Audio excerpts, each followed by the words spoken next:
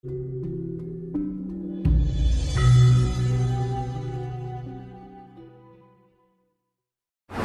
kok moksa ndene. Yang namanya moksa itu orang yang istilahnya bersih dari kenakalan, bersih dari kemunafikan, bersih dari pek pinek barangi lian. Dan dia sudah nggak mau lagi dikenal dengan manusia atau sesama. Dia itu akan meninggalkan jejaknya tanpa nunggu meninggal, tanpa nunggu mati. Ngilang karepe dhewe. Seperti halnya Nyi Loro Kidul iku bisa dikategorikan moksa. Dia mendapatkan perintah, dia mendapatkan tugas untuk menjaga laut pantai selatan. Dia itu tugas di sana itu. Jadi ini enek wong ngomong mana lucu oleh warisan, kopluk oleh warisan, kereta oleh warisan, jari oleh warisan selendang. Iku wong sing stres. Kegedean ilmu akhirnya stres. Ora gampang. Tapi kalau jika ada orang yang bertemu dan hubungan intim dengan Ratu Kidul, itu jenengan sepakat nggak, Mas? Nggak sepakat. Ora ada itu, nggak ada. Apalagi sama bersama. Itu stres, nggak usah ditanggapi. Orang gendeng, ya katut edan sampean, Mas. Nek sampean ladeni. Itu bisa dimasukkan, dia itu sudah nggak mau. Makanya bisa dimasukkan kategori moksa dia itu. Nggak mau dikenal oleh umat, oleh masyarakat, menungso. Nggak mau, dia itu menjalankan tugas. Kok Jenderal Supriyadi? Di mana makamnya Supriyadi? Saya mau tanya. Kalau mati di mana makamnya?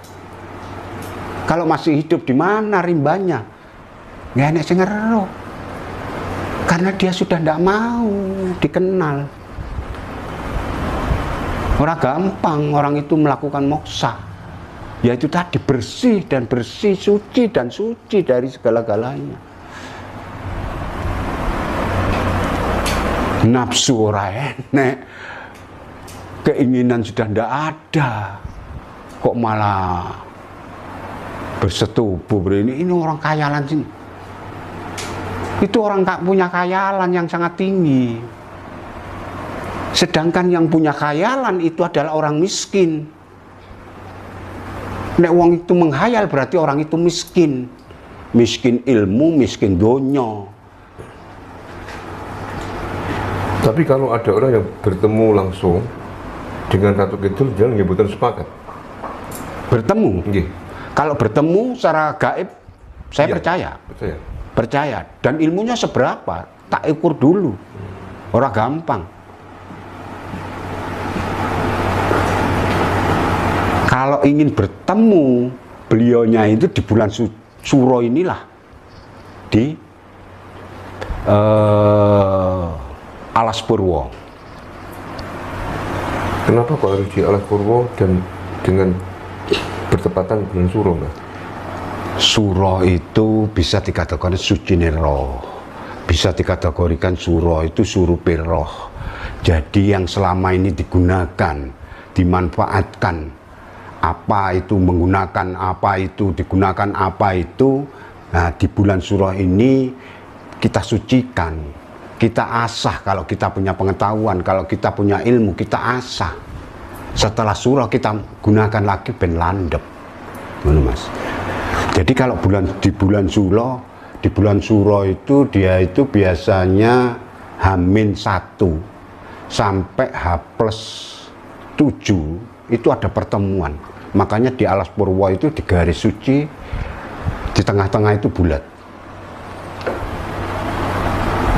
Jadi kalau orang mau ngetes ilmunya itu masuk ke arena itu, jangan amping-amping duk pinggir-pinggir Alas Purwo, incang-incang tinggi apa. masuk ke dalam situ, coba ritual di tengah-tengah situ kalau pengen tahu, nek kepingin ngetes ragane, nek kepingin ngetes ilmune di situ. Karena wedaran ini saya tahu karena saat saya proses belajar dengan Eyang itu diceritakanlah seperti itu, bahwa yang menganut aliran sedulur papat ini adalah hanya seorang 9 di tanah Jawa, termasuk Soekarno, termasuk Supriyadi, termasuk Eyang Sapu Jagat, termasuk Hamengkubuwono IX, termasuk Yang Putri Nyi Roro Kidul. Hanya 9 orang.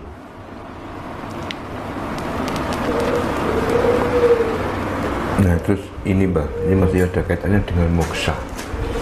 Tadi Mbak Mat mengatakan bahwa orang-orang yang bisa moksa itu kan orang yang sudah tidak mau dikenal dengan masyarakat, bisa dikatakan orang yang linweh Mbah, orang pilihan ya. Sehingga beliau itu dikatakan meninggal tapi kan nggak ada kuburannya. Iya, nggak ada jejak, nggak mau dikenang. Nggak mau dikenal. Sekarang yang tanyakan terkait dengan Nabi tadi Mbak. Nabi itu kalau menurut pemahaman saya, ya kan, dan pemahaman orang banyak termasuk orang yang pilihan, ya. Orang yang lindungi kan. Ya. Nah, itu kenapa kok nggak ada Nabi yang moksa? Nah, itu gimana pemahamannya Mbak? Moksa dan tidak untuk kelas Nabi itu saya angkat tangan. Karena itu bukan domain saya dan itu bukan wewenang saya untuk menceritakan itu. Yang menceritakan itu orang yang mengagung-agungkan beliaunya itu harus menceritakan sejatinya seperti apa, sejujur-jujurnya itu menceritakan apa, di mana, apakah itu benar makam seorang ini itu, apakah itu betul makam seorang ini itu. Kan gitu. Jadi nggak gampang. Di tingkat kejujuran itulah yang harus penting bagi saya. Makanya saya menyebut bahwa kejujuran adalah kiblat saya. Itu benteng saya, itu panglima tertinggi buat saya. Walaupun kiblatnya rono rene nanging orang duwe kejujuran, sopo sing salah. Terus Mbak, ini sudah saatnya podo ngelintir karena lidahnya sendiri, karena ucapannya sendiri. Terbuka aibnya sendiri-sendiri. Ada yang mati tabrakan, ada yang tersiksa dengan sakit sampai digonang luar negeri. Kejujuran ya abot sanggane Mas, ketok enteng, ringan kejujuran. Ora gampang. Wong kan guru iso kon kudu jujur. Ngomong iso gampang. Padha mbek teori mbek praktek, sing abot iku prakteke, nek teorine gampang. Sampeyan gawe SIM ngisi praktek teori gampang. Setelah dipraktekno gagal ping 7, gagal ping 5. Loh. Itu salah satu contoh.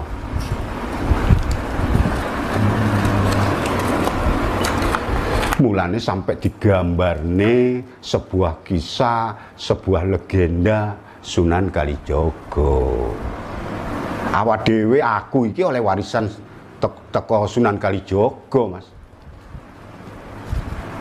Sampean-kampean iku nek gelem ya oleh warisan teko Sunan Kalijogo.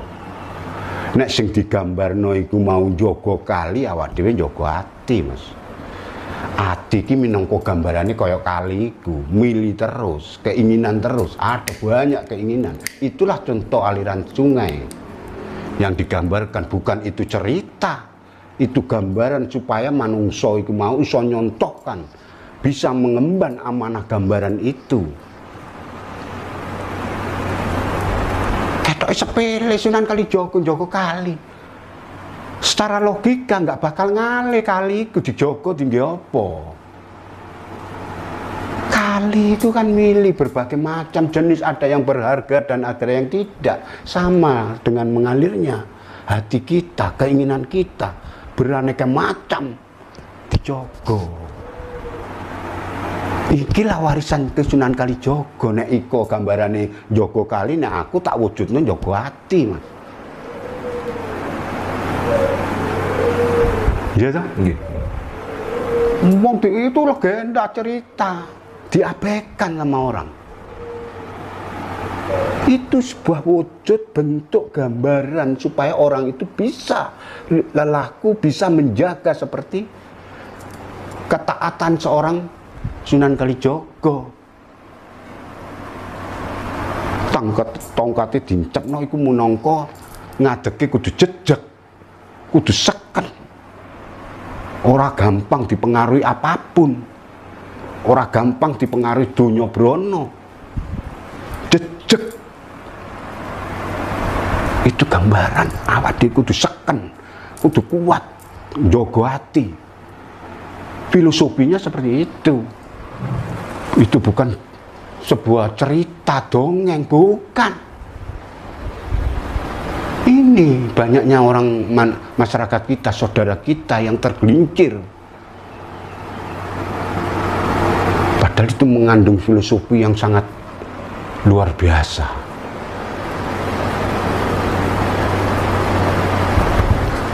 Mati kan padha mbek kali. Sing kenter iki kan enek sing berharga dan tidak. Sing berharga dijukuki karo. Iya toh?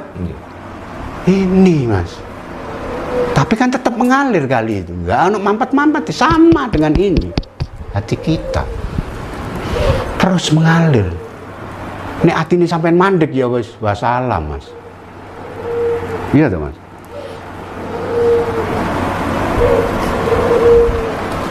Ini boleh orang itu bereforia, boleh orang itu beraneka macam, menganut, mempelajari, menggali apa yang dia inginkan. Tetapi harus kita secara manusia harus jeli. Kita harus dituntut titilan sateti, titilan sateti. Jadi bukan hanya titi tok. Harus jeli, kita harus telaten. Ora gur diomongi wong, oh nang kono lho nggone wingit, kono lho nggone angker.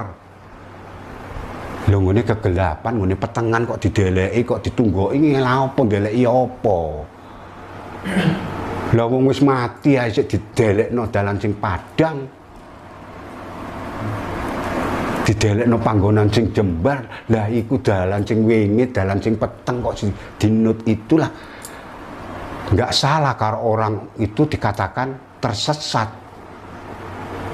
Bukan tersesat tapi menyesatkan diri kalau bagi saya. Dia itu menyesatkan diri.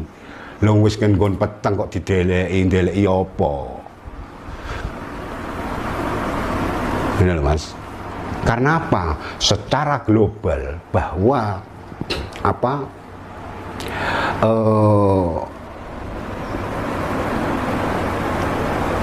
Ciptaannya Gusti Allah ini beraneka macam, baik yang gaib maupun yang nyata. Kan gitu. Banyak yang seperti ini, banyak yang seperti itu. Ono sing apik ya ono sing elek. Nek wis nenggone peteng iku sake eleke, Mas. Sampai dicontohkan, sampai ditiru karo sing ngene pinggir-pinggir rel.